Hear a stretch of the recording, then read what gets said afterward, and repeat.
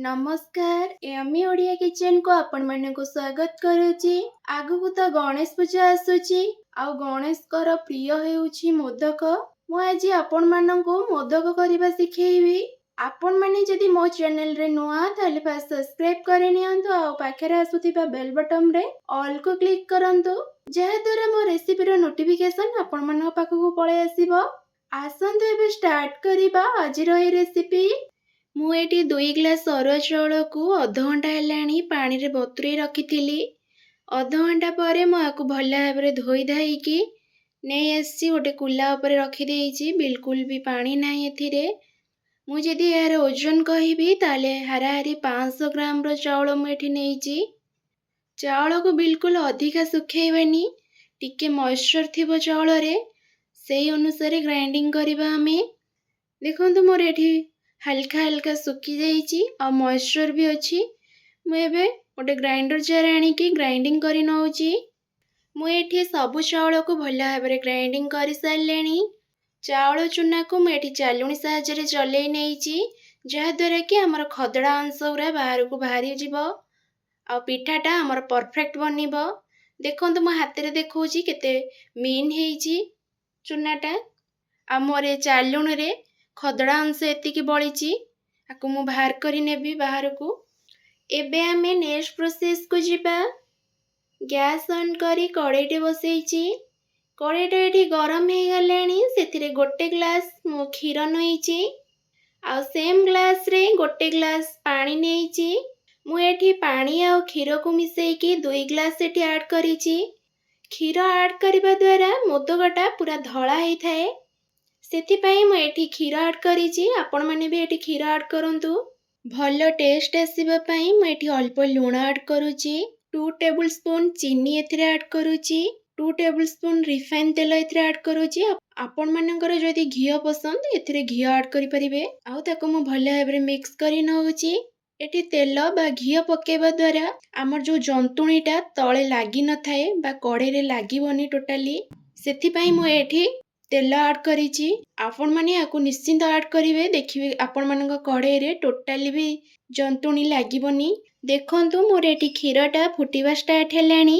एबे a stage रे gas रो flame को सिम करिकी प्रस्तुत करी रखिथिबा चूना को एबे एथिरे ऐड करूची। मु एठी सब चूना को ऐड करि सारलेनी। 2 रु 3 मिनिट रखि सारला पारे एबे मु ताको मिक्स करि नउची धीरे धीरे। देखंतु ठीक एही परि भाबरे मिक्स करि नेबे जहा द्वारा कि हम चूना रे बबल्स आसीबोनी आउ तळ भी लागिबोनी। आपण माने जदि मो चैनल रे नुआ ताले फास्ट सब्सक्राइब करि नियंतु आउ पाखरे आसुथिबा बेल बटन रे ऑल को क्लिक करंतु जहा द्वारा मो रेसिपी रो नोटिफिकेशन आपण मानक पाखकु पळैबो। जंतुणीटा हमर एबे सुखिला हे गलानी पूरा परफेक्ट भाबरे जंतुणी हे सारलानी। 10 मिनिट पई कवर करि नउची। जंतुणीटा ठंडा हवा भितरे हमें यार पूरा प्रस्तुत करि नबा। एठी मु ओटे कड़ाई बसई देइची। कड़ाईटा एठी गरम हे आसिलानी। मु एथिरे हाफ कप रो धळा गुड़ ऐड करूची। गुड़टा मेल्ट हबा पई मु टिके मिक्स करि नउची। देखंतु एठी धीरे धीरे मेल्ट हे आसिलानी। फाळे नडिया को कोरिकी रखिथिली एथिरे एबे ऐड करूची आ ताको मु भलो भाबरे मिक्स करि नउची। मु एठी मीडियम फ्लेम रे पूरा को भाजुची। 3 रु 4 मिनिट पूरा को भाजिबा। अधिक भाजिले पूराटा हार्ड हे जिवो आ मोदकर टेस्ट भल आसीबोनी। एबे एथिरे ऐड करूची 2 बड़ चामच धळा राशि।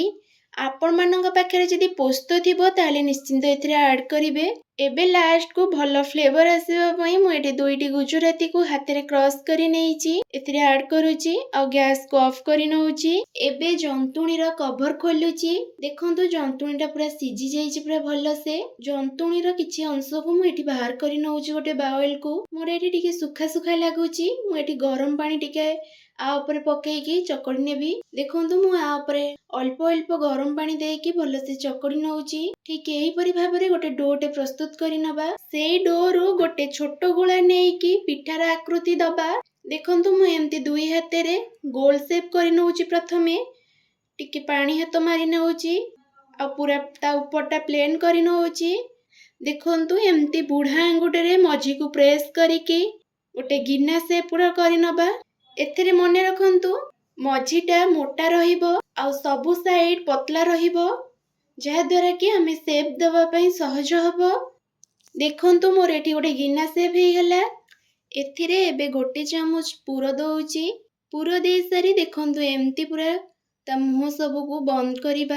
ଆଉ ବନ୍ଦ କରି ସାରିଲା ପରେ ଆପଣମାନେ ଦେଖିଥିବେ ଗଜ ଯେମିତି ଉପରକୁ ବାହାରିଥାଏ, ଏଇଟା ସେମିତି ବନ୍ଦ କରିକି ମୁଁ ଏଠି ଉପରକୁ ଉଠେଇ ନଉଛି।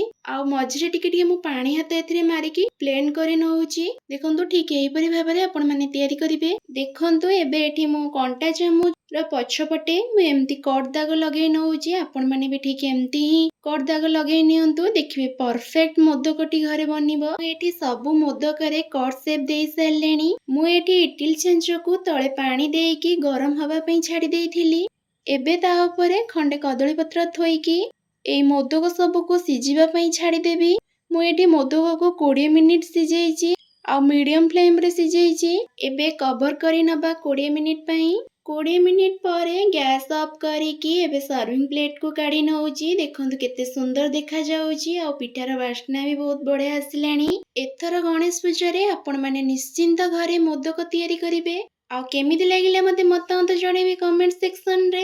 ଆପଣମାନେ ଯଦି ମୋ ଚ୍ୟାନେଲରେ ନୂଆ ତାହେଲେ ଫାଷ୍ଟ ସବସ୍କ୍ରାଇବ୍ କରି ନିଅନ୍ତୁ ଆଉ ପାଖରେ ଆସୁଥିବା ବେଲ୍ ବଟନରେ ଅଲ୍କୁ କ୍ଲିକ୍ କରନ୍ତୁ, ଯାହାଦ୍ୱାରା ମୋ ରେସିପିର ନୋଟିଫିକେସନ୍ ଆପଣମାନଙ୍କ ପାଖକୁ ପଳେଇବ। ଆଶା କରୁଛି ମୋର এই ଭିଡ଼ିଓଟି ଆପଣମାନଙ୍କୁ ଭଲ ଲାଗିଥିବ। ଭଲ ଲାଗିଲେ ଲାଇକ୍, ସେୟାର, ସବସ୍କ୍ରାଇବ୍, କମେଣ୍ଟ କରିବା ପାଇଁ ଭୁଲନ୍ତୁନି। ଆଜି ପାଇଁ ରହୁଛି। ନମସ୍କାର। ଜୟ ଜଗନ୍ନାଥ।